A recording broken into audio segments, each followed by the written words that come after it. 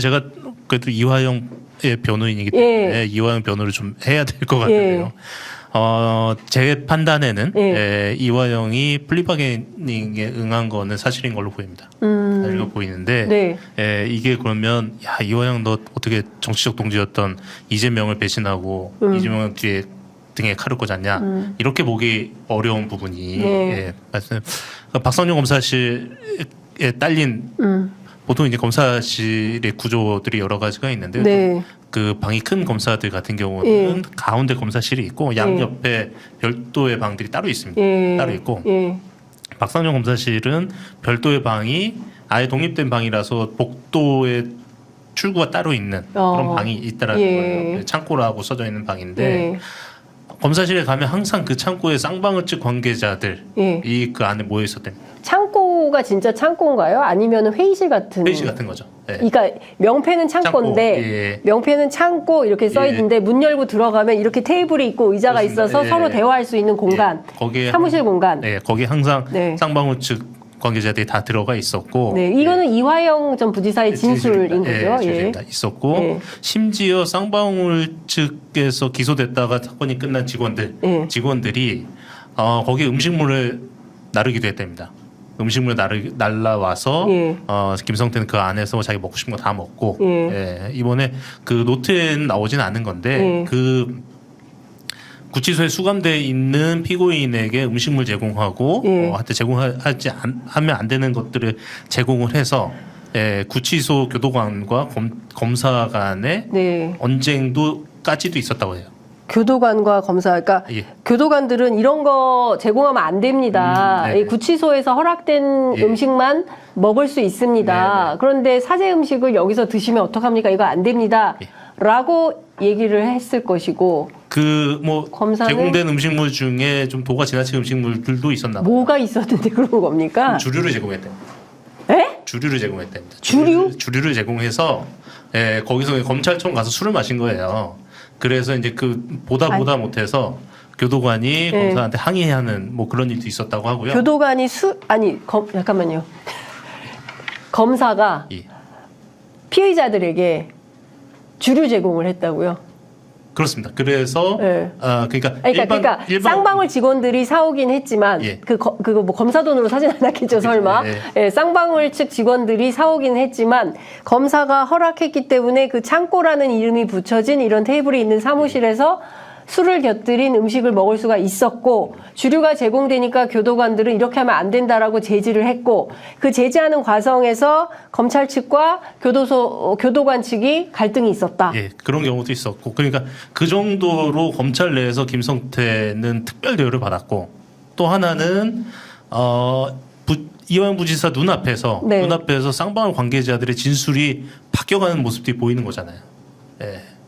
가장 대표적인 건 방영철이고 방영철뿐만 아니라 쌍방울의 수많은 그 직원들이 최초에는 이화영 부지사한테 유리한 진술을 했었는데 그 진술들이 다 일괄적으로 검찰 수사 과정에 바뀌어가는 과정을 보면서 이화영 부지사 같은 경우는 매우 위축될 수밖에 없죠. 매우 위축될 수밖에 없고 특히나 이 뇌물 사건 같은 경우는 특가법이 적용됐을 경우에 형량이 어마어마합니다.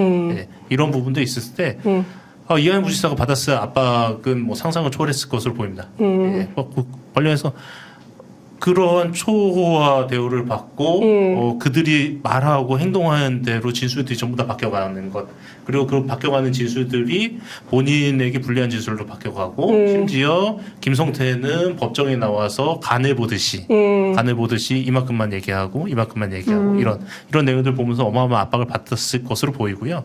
그 과정 속에서 해당 진술들이 나왔던 걸로 보이고 근데 그럼에도 불구하고 물론 지금 기자님 말씀하신 것처럼 사모님의 그 액션이 언론에 크게 보도되면서 그게 이제 전환적으로 보이긴 했지만 어쨌든 그 당시에 부지사님이 증거 동의에 관련해서 어마어마한 고민을 하신 걸로 보여요. 그래서 결국은 증거 동의를 안 했고 증거 동의 안 하고 버텨오면서 일련의 여러 가지 사법방해라고 그 프레임 짜진 여러 가지 상황들이 발생하고 그러면서 여기까지 흘러나온 거죠.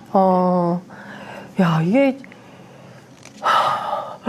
이게 그냥 드라마나 영화에서나 범직한 그런 장면이 현실에서 실제로 벌어졌다라고 이화영 전 부지사는 진술을 하고 있는 것입니다. 따라서 제가 다시 한번 강조해서 말씀드리겠습니다. 저희가 이제 균형 보도 차원에서 검찰 측에도 언제든지 반론할 기회를 드리겠습니다. 검찰 측에서 이 사건과 관련한 변호인들의 주장이 반대되는 입장이 있다면 언제든지 저희 취재 편의점에 출연하셔서 관련된 입장을 설명해 주시면 감사하겠습니다. 전반적인 구조를 보면요. 한명숙 전 총리 재판하고 비슷하다고 볼 수 있는 겁니까? 모해위증 사건하고 어떻게 봐야 됩니까? 좀 다른 점이 있습니까? 어느 분 하시겠습니까? 뭐 이제 한명숙 사건과 굳이 이제 비교를 하는 것은 그렇게 적절하진 않은 거고. 예. 뭐 이 사건은 일단 검찰이 제출한 증거 자체에 네. 이미 모순된 증거들이 병존해 있습니다. 네. 그러니까 단적으로 특가법 뇌물 사건 자체가 성립하지 않습니다. 왜 그러냐면 뇌물이라는 것은 단지 공무원한테 돈을 준다고 성립하는 게 아닙니다. 뭐 대표적인 케이스가 해운 정책과 해양수산부 공무원한테 중국 선박 선주가 돈을 준 사건이 있었습니다. 네. 그런데 무죄가 판결로 나왔어요. 이유가 뭐냐면 그 해운 정책과 공무원의 권한 범위가 대한민국 국적 선박에 한정되어 있기 때문이었어요. 네. 그러니까 외국 선박에 대해서는 권한을 행사할 수 없기 때문이죠. 네.